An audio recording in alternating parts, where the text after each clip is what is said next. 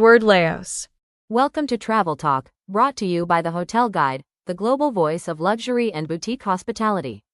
Featuring Edward Leos, each week we sit down with the leaders, visionaries, and innovators shaping the future of exceptional travel and guest experience around the world. Good morning, everybody. Edward Leos here, publisher of the Hotel Guide and your host of Travel Talk. Really excited about today's episode. I've got my dear friend, Deniz Dorbek, who is the founder of Regulus Collective and one of our newest board of advisors for the Hotel Guide. It's really special to be able to have her back on the show today. We're talking a lot about some good things, but Deniz, how are you doing? Thank you so much. Thank you for the invitation. Beautiful sunny day in New York. It's freezing cold, but sun is up. I'm so happy. And you know what? It's always a good thing when we're able to connect and talk a little bit about hospitality, talk a little about what you're doing. And obviously, New York's one of my favorite cities in the world. So the moment you mention New York, I'm like, even if it was cold, I wish I was there right now. But since the last time that we talked, you went off on your own and created your own company. Why don't you tell our listeners a little bit about the collective and what you're doing, and maybe why you kind of came into that light? Absolutely, yeah. We actually spoke not that long ago, and finally I took a long considered step.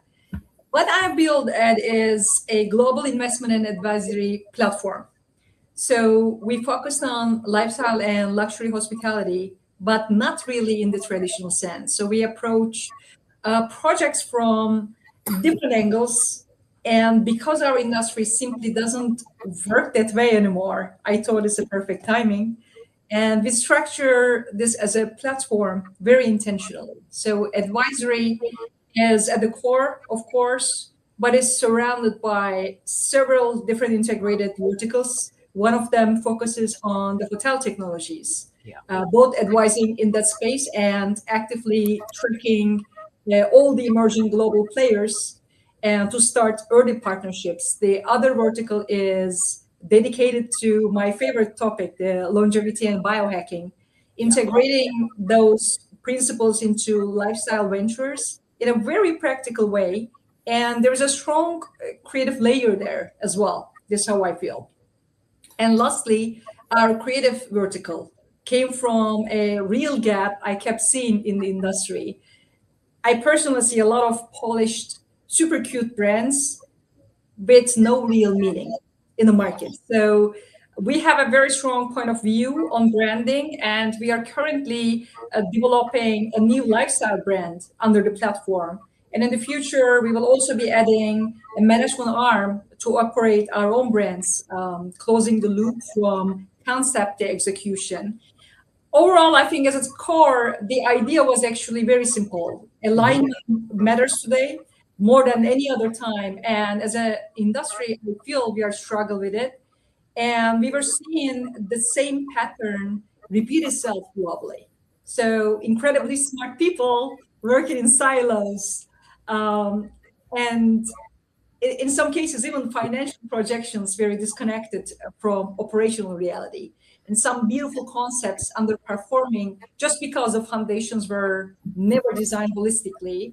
And our platform really exists to close the gap. And it's about designing the value from the early stage and protecting the value over time. That's the goal. Now, and I think that's some amazing. I love how you think outside the box because, and there's a reason why you created the collective for sure. But I mean, I love the silos aspect from a leadership perspective does not work anymore. And I don't know that it ever did. But the fact that you're able to take that and really make that a focal point of your collective and what you're trying to do. How are you seeing silos and just communication between departments? What are some of the ways you think companies or luxury brands can get better at breaking down those silos so that you're more effective? I think it's important to create this alignment from the starting point. Because when you set up all those pillars, when you decide on technology, when you start the operation, it's quite difficult to undo it and create this meaningful alignment. So it needs to be really start earlier, and active communication is essential. So we are in the AI era right now. We will see if it will be a bubble or if it will really create a meaningful impact. A lot of communication, a lot of experience sharing from the field, and it needs to be even between the finance, the architecture and design, and commercial operations, and when we start the brand journey as a whole. So I think we need to go a little deeper, because we need to create the value in the first stage, then success will follow. That's my personal principle. That's what I believe. So I think that's the only way. We need to talk more. We need to spend a little extra time to better understand the priorities and the focus areas, especially for this transformational year in the industry. No, I agree. I think that's a big leadership component to it. Communication nowadays, it's just easy for people to communicate ineffectively. And so I really believe when you got the human touch, utilizing your AI, utilizing those things, it's all great tools if they're used right. It's like social media. There's social media for good and there's social media for not so good. And so I think even with AI, you're going to have those abilities where like the brands, the people who are utilizing it great are going to find a way to integrate the human touch with AI as well and be able to kind of excel. So talking a little bit about technology, I know technology is one of your arms that's predominant with your brand, but also it's huge in hospitality. How are you seeing technology trends influence not only the hotels, but maybe even the guest, and how that's going in not only this year, but moving forward? Absolutely. Technology is finally moving from being performative to being practical. And I think it's a good thing. So for a long time, hotels invested in technology to appear innovative and smart, all the apps, screens, the features guests didn't ask for. But that kind of phase is fading. I mean, that's over. It's a brand new era now. And what matters now is more integration. On the hotel side, I think technology is increasingly about decision support, not automation for its own sake, but tools that help teams respond better in a real time. So that's the critical point. And I'm, of course, because of my background, I'm very much interested in the projection side, the forecasting the demand more accurately, aligning the stuffing with actual flow, improving the productivity, and more importantly, improving the service recovery when something really goes wrong in our hotels. And on the guest side, the expectation is almost the opposite of visibility. Me as a guest, I feel that way. I mean, when I go and stay in the hotels, guests don't want to interact with technology. So all they need is fewer explanation and fewer moments where they have to think. And I think they just want to slow down. So AI only creates value if it's embedded quietly into daily operations. Yeah. And the moment it becomes a headline feature in any luxury or lifestyle space, I think it's probably compensating for something else. So I really believe hospitality is becoming less about impressing and show off and more about understanding. So if we can really implement the AI and the advanced technology that become part of the everyday life, almost like electricity is there, but we don't recognize, we use it, but, I think that's exactly what needs to be done. And it will take time. It's not going to happen overnight, that's for sure.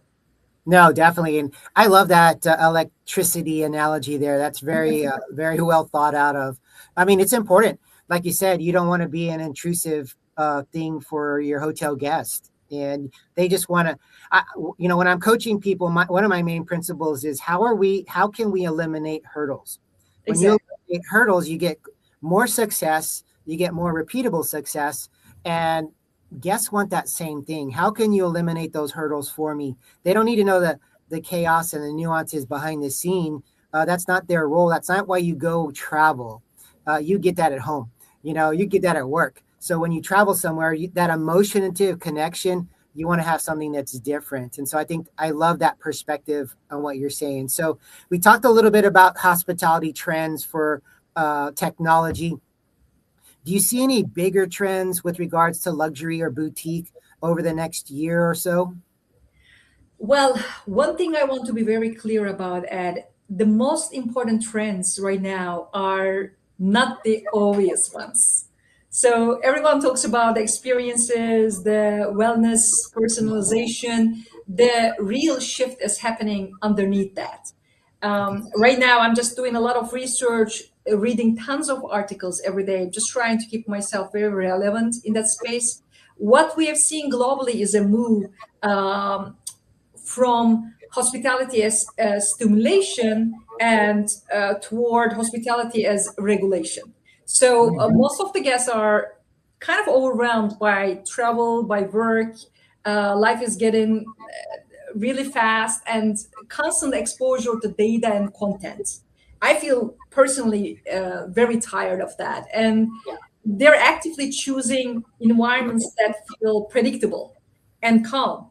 This is why the smaller the residential scale hotels are quietly outperforming all the larger luxury assets in many markets. Yeah. And in US, it's extremely visible. And there's also a strong redefinition of destination. Of course, all the popular luxury destinations aren't disappearing. I mean, the Paris is Paris, London is London, New York, Tokyo will always matter, but how people use them is kind of changing. So Yeah. the lead time drastically changed in the last 2 years. Longer stays and fewer hotel changes. When someone goes to a location, they just want to stay in one hotel instead of changing the multiple hotels in one trip. And more importantly, routines during the stay will become increasingly important. And at the top end, demand is not softening, especially in luxury, it's concentrating. So locations like Lake Como, one of my favorite, the Mallorca, Port Azur, those locations are seeing strong repeat demand, definitely, but not for first-time curiosity. So it's a increasing repeat demand over there. On the other hand, the locations like St. Moritz, Courchevel are quietly outperforming flashier ski destinations. That's pretty interesting. And luxury traveler today, primarily Gen X and we can say older millennials, they are not chasing novelty. They want to stay in places that support their rhythm, their well-being.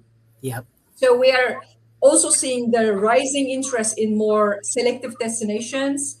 I think that will be a good example, like Comporta instead of Mykonos, Puglia instead of Tuscany, for example, or Austria's instead of the French Riviera. Very interesting one, the southern Chile, the Patagonia, for example, a very interesting space at the place instead of mass ecotourism. So it's all about avoiding saturation emotionally and, of course, culturally.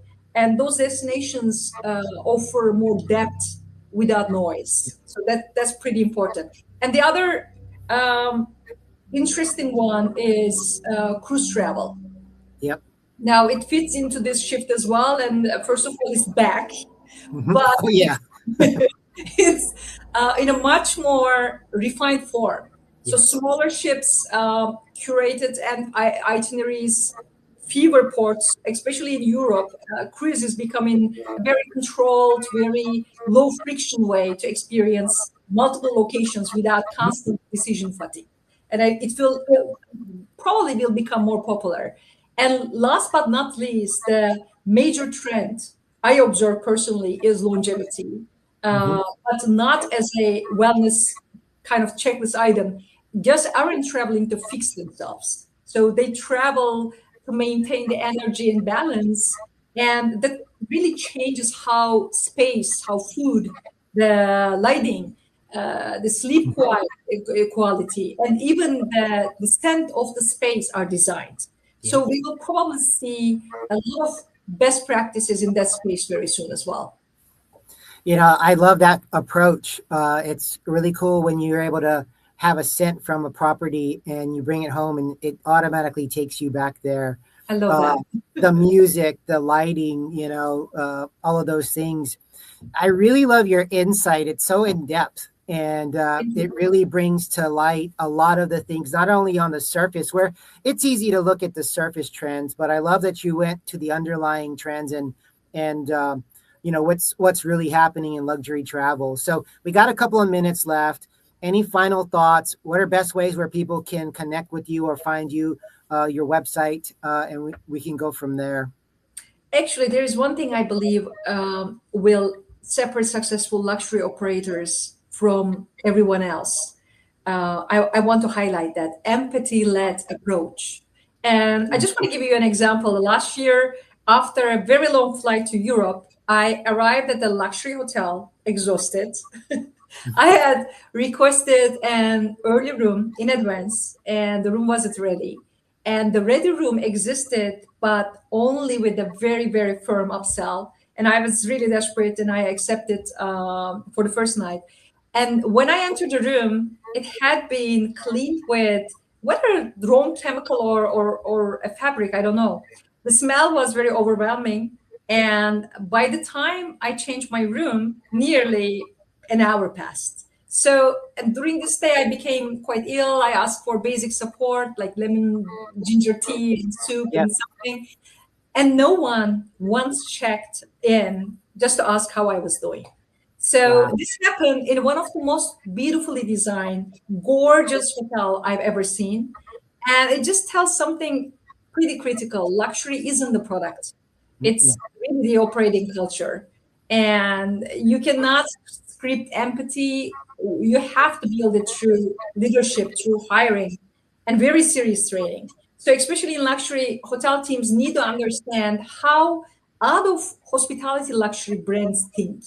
And because what's their guests benchmark against right now. So we need to understand that better. And in the end, we don't remember the words, but we all remember how we were made to feel.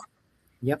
So trends and technology are super important, as we discussed, but without our teams, none of this works. So real priority is building this evergreen, high standard training mindset that evolves alongside the technology. And the next era, I believe, I strongly believe, will be shaped by those who gets this right.